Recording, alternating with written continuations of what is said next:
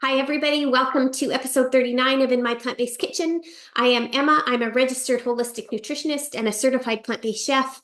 And today is the day of the week that I invite you into my kitchen to talk about plant-based eating, healthy living tips, recipes, and information that I've been learning and can hope to share with you as inspiration and motivation for healthy living, basically.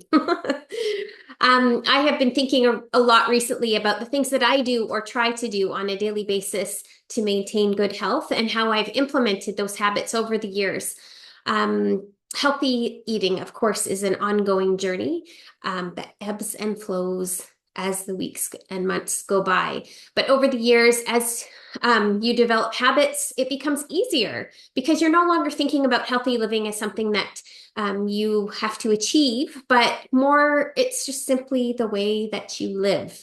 As you implement more and more habits, things get easier. And that certainly doesn't mean that it's all about being perfect. But when you have good habits in place, it gets a lot easier to correct course on the occasions we do get a little off track, and we all do. It's just part of the journey. Last week, I talked about turmeric ginger shots as an easy, healthy hack to consider implementing in your daily routine because of the benefits, those incredible benefits of those powerful, powerful spices. And today, I want to talk about another of my very favorite power foods, flaxseed.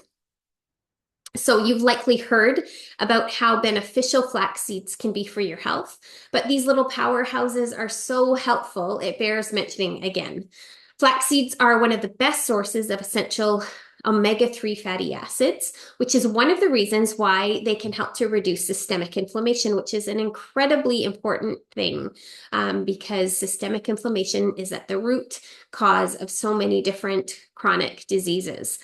They have about 100 times more cancer-fighting lignans than other foods, which makes them protective against breast and prostate cancers and have been proven to actually improve the survival rate as well for those who do get prostate or breast cancer. They help control cholesterol and triglyceride levels, which of course means that they are incredibly good for our heart health, and they have been demonstrated to reduce hypertension or high blood pressure. They help to control blood sugar levels, reducing our risk of type 2 diabetes. And last but definitely not least, they are helpful for gut health. They are an excellent source of soluble fiber, and our friendly microbes love soluble fiber. They thrive on it, and flax seeds are well known to successfully relieve constipation, which is something that you do not want to be plagued with. Finally, not only are flax seeds a great source of lignans and fiber, they are also a great source of many, many minerals like iron, zinc, copper, calcium, potassium, magnesium, also folate, which is a vitamin B9, I think, one of the B vitamins. And they even contain boron, which is a trace mineral important for bone health as well. So I have a few tips to share about flaxseed and how to consume them and store them optimally. So it really is best to consume ground flax since in their whole form. So you can see I have some whole seeds right here.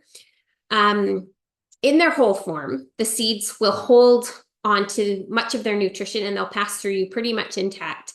So you'll get some of the broom sort of advantages of them, but not a whole lot else. And while we're talking about form, what about flaxseed oil? Actual flax seeds are better for you than the oil since you lose all of the fiber when you're consuming the oil, and that is one of the huge benefits of flax seeds. And as well, many of the nutrients when you get lost in the process of converting flax seeds to flax oil. So if you are looking for the benefits of flax, make sure you're consuming them in their whole form, or not their whole form, their ground form. You want to buy it whole, however, and then grind it yourself as you go. And the reason for that is that when they're ground, light, heat, and air will start to denature the flaxseed. And so if you have had some ground flaxseed in your cupboard, I've had clients, this has happened to, they've heard that flaxseed is good for them, they buy some that's already ground, they store it in their cupboard, they don't open it for a few months, and then they open it up and it smells horrible. It's rancid. It's not good for you. You do not want to eat that flaxseed. It will do more harm than good. But if you buy it in its whole form, store it in the freezer. This is what I do. You can see I've got a huge bag here. I store it in my freezer. Then I grind it a few days or enough for a few days at a time. And then I put that into a dark container. So you can see this is some ground flaxseed I have here. And I'll put it into a container like this and put a lid on it, put it in the fridge. And then I've got my flax available for a few days. Like I said, it's really delicate in nature and starts to degrade when it's exposed to light, heat, or air. So you do want to grind it as you go because the ground flax is much more vulnerable to degradation than the whole flax. So when we're talking about ways to use flax, how much flax do we actually want to get for optimal benefit?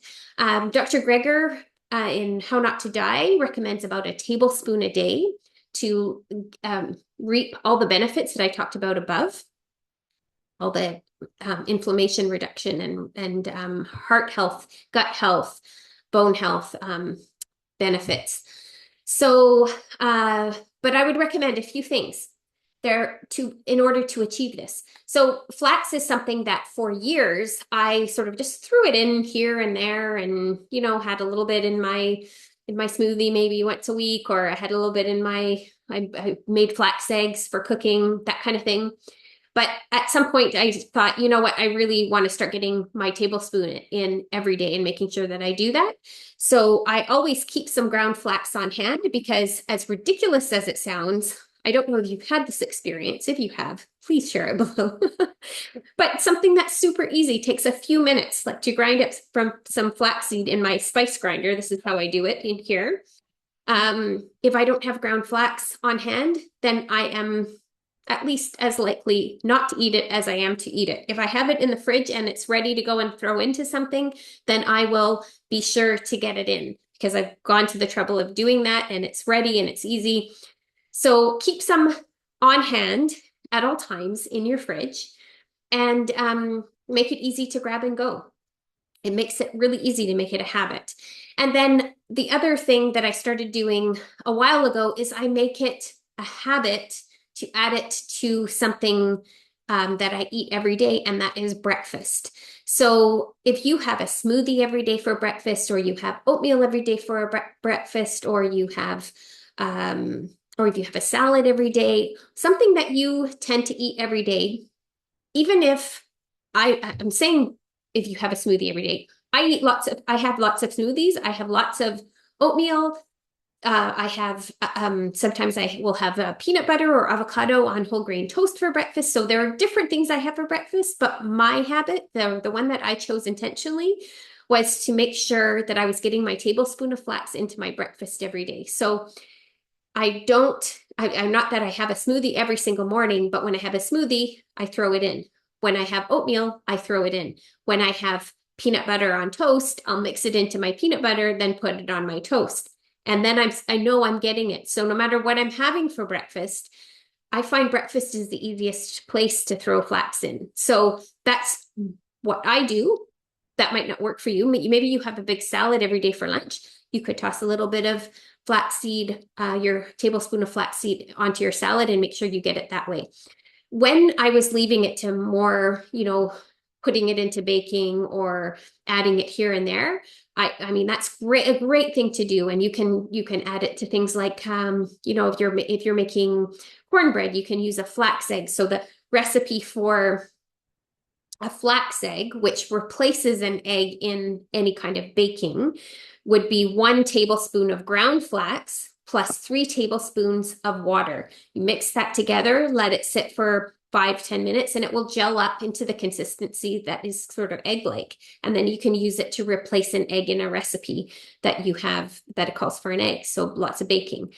Flax does not get degraded in the baking process. So this is a great way to consume flax, but I'm not consuming a whole recipe, a whole cornbread in one sitting. I don't even eat cornbread every day or muffins or anything like that. And I don't want to be eating that much. So I was finding it hard to get enough flax in. So this other way of including flax is working a lot better for me. What else do I want to talk about? I think that actually covers most of it. I will share a few of my flax egg recipes, things that I use flax eggs in. If you're not familiar with that at all, you can give them a try. I will put that on my blog, and I will put the recipes in my newsletter as well. So if you're not already subscribed to my newsletter, make sure you do that below. If you like these videos, I'd appreciate a thumbs up. It helps the algorithm or something. I'm not sure, but it helps. And the other thing is that I have some exciting news coming up this fall. I'm going to be starting a healthy living support group that will include some live and online classes. I'm still figuring out the details, and I actually have a survey out right now to get some feedback from people who might be interested in joining.